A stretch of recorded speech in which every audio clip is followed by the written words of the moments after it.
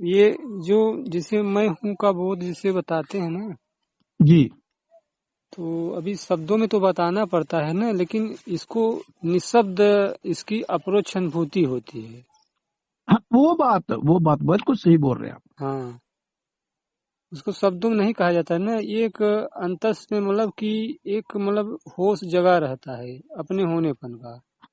तो ये तो मान लीजिए कि अभी व्यवहार काल की बात है, लेकिन जब ध्यान अवस्था में जब बैठते हैं ना, जी तो इसी बोध में रहते रहते मतलब अभी तो मैं आपसे बात भी कर रहा हूँ जी। और कोई आसपास जा रहा है, कोई बाहर की आवाज है वो भी सुनाई दे रही है, लेकिन थोड़ा शरीर में कुछ हलचल हो रहा है तो वो भी एक साथ वो भी साथ में चल रहा है अभी। जी वो जी। अपना होनापन भी है, शरीर का भी मतलब कि जो क्रिया हो रही है वो भी पूरा पता है। लेकिन जब ध्यान समाधि में जब प्रवेश करते हैं तो अपने होनेपन में आने के बाद मतलब सब कुछ सारे चीजों का अभाव हो जाता है। बिल्कुल सही बोल रहे हैं आप। हाँ, बस अब वहाँ पे ये नहीं लगता है कि मैं एक हूँ कि अनेक हूँ। हाँ हाँ, सही बात। ये आपने बहुत सही बात। वहां पर हूं का तो हो सकता हाँ है का हाँ कुछ है बस। हाँ, वहाँ मतलब कुछ है, लेकिन अब बस वही एक एक तरह से आप कह सकते हैं कि आनंद। लेकिन अब वहाँ द्वैत नहीं रहता है कि हम अलग हैं, आनंद हमको अलग से मिल रहा है, मतलब हम बिल्कुल वही हो गए, बिल्कुल। ऐसा मतलब होता है हाँ, कि वहाँ दूसरे से हमको आनंद नहीं मिल रहा है, ऐसा मतलब वो, फीलिंग होता है। वो स्वयं का ही हो गया ना फिर हाँ सर। जी। वो जो स्वयं का ही हो गया, खुद का ही हो गया। तो यहाँ पे ये मतलब निर्णय निकलता है कि अभी जो अपने होनेपन का जो बोध है ना, सतोगुण के साथ है। बहुत अच्छी बात है, और बिल्कुल सही बोला। और मतलब कि ये सतो जैसे हम ध्यान में बैठे हैं तो सतोगुण हमारा सहायक है अपने होनेपन में आने के लिए। जी। और उसके बाद जैसे जैसे हम मतलब गहरे में होते जाते हैं तो ये मतलब तीनों सतोगुण रजोगुण तमोगुण तीनों गुण मतलब कि छूट जाते हैं। बहुत अच्छी बात, हाँ, तो बिल्कुल सही। वो मतलब कि जो अपना असली होना है हाँ। वो मात्र रह जाता है। इसीलिए वहां पे कुछ देखना सुनना नहीं होता। अगर देखना सुनना होगा तब मन तुरंत आ जाएगा, तुरंत हाजिर हो जाएगा। ये बात बिल्कुल हाँ सही है, इससे 101% सहमत हूँ। हाँ, बिल्कुल सही बात। यही यहाँ है। पर भी, हाँ, ये आपने कहा, यहाँ पर भी कोई आकार कोई विचार होगा तो समझ लो वहां पर मन है। हाँ, आ जाएगा मन तुरंत, वो कहीं जाता थोड़ी है। अगर कोई दृश्य देखने लग गया तो मन हाँ है ना। तो हाँ। इसी को गुरु साहब ने बहुत क्लियर किया है, उन्होंने बहुत सिंपली बता दिया हम्म, कि त्रैगुण, इनको त्रैगुण बोलते हैं। अच्छा। गुरु नानक साहब कहते हैं त्रैगुण सहज न उपजे संतो। हम्म हम लोगों को बोलते हैं कि भाई जितनी देर आप त्रैगुण में बैठे हो वहां पर सहज नहीं मिलेगा। हाँ कितनी प्यारी बात है। हाँ, कहते त्रैगुण सहज न उपजे संतो, हम्म त्रैगुण भरम भुलाई। हम्म अगर आप त्रैगुण में ही अपनी भक्ति वगैरह लेके घूम फिर रहे हो तो वो भ्रम है।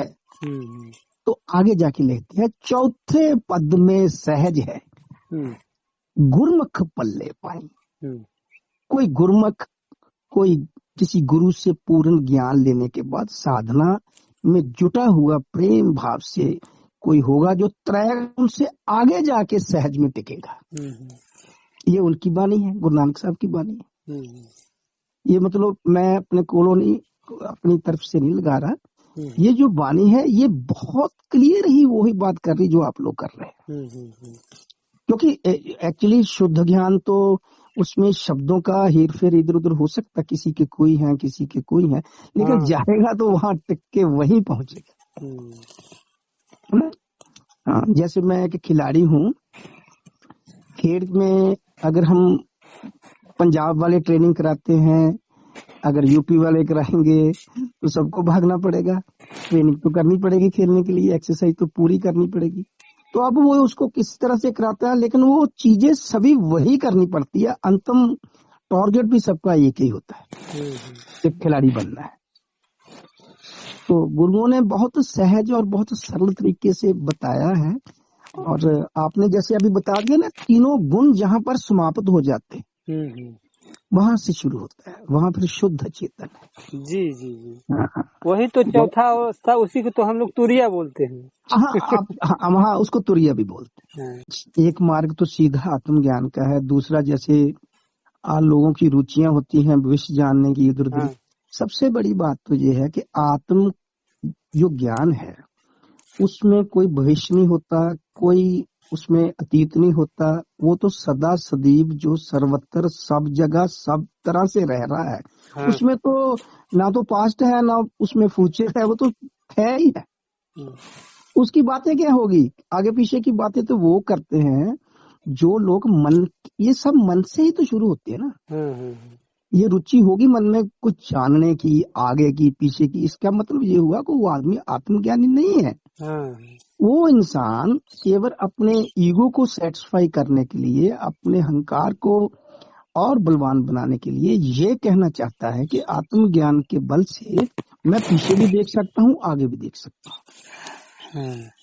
तो वो जो ये चीजें हैं ना, ये तो फिर मार्ग से हमें दूर ले जाती है। हमारे मास्टर्स बोलते थे कि जो एक्चुअल सीकर है वो अपनी आत्मा को परमात्मा की तरफ ले जाने के ही यत्न करेगा, दूसरा यत्न नहीं करेगा। और दूसरी गला आपने शायद, आपके ही तरफ से एक सेंट हुए हैं शायद, मलूक दास। मलूक दास ने वाणी में लिखा है कि एक के सादे सब सदे, सब सदे सब जाए। एक केवल मैं हूँ जैसे आप बोल रहे हैं, उस आत्म चिंतन को ही साधने से सब काम हो जाते हैं। अगर आप सबको साधने लगोगे कि मैंने भविष्य को भी देखना है, मैंने ये भी करामत करनी है, मैंने वो भी करना है, मैंने लोगों को दिखाना भी है, तो कहते हैं ऐसा करने से द्वैतवाद में चले जाओगे तो वो आपका सब कुछ ही चला जाएगा। एके साधे सब सधे, सब सधे सब जाए, जो तुम सींचो मूल को तो फूल फल फले अघरे। अगर कोई किसी पेड़ की टहनियों को, फूलों को, जो ऊपर पत्तों को पानी दे तो कहते उसका कोई फायदा नहीं होता। अगर मूल मतलब जड़ को, मूल की तरफ जाए, ये जो आत्म चिंतन है मूल की तरफ जाने की बात है, अपने स्वरूप की तरफ, अपने सोर्स की तरफ, जहां से जीव आत्मा जो है वो इस सृष्टि में फैली है, बावजूद उसके साथ एक होने के बावजूद एक है, फिर भी उसको ऐसे लगता है जैसे मैं उससे दूर हूं। तो उसी को रियलाइज कराने के लिए जो आप मार्ग बता रहे हो बिल्कुल सही है।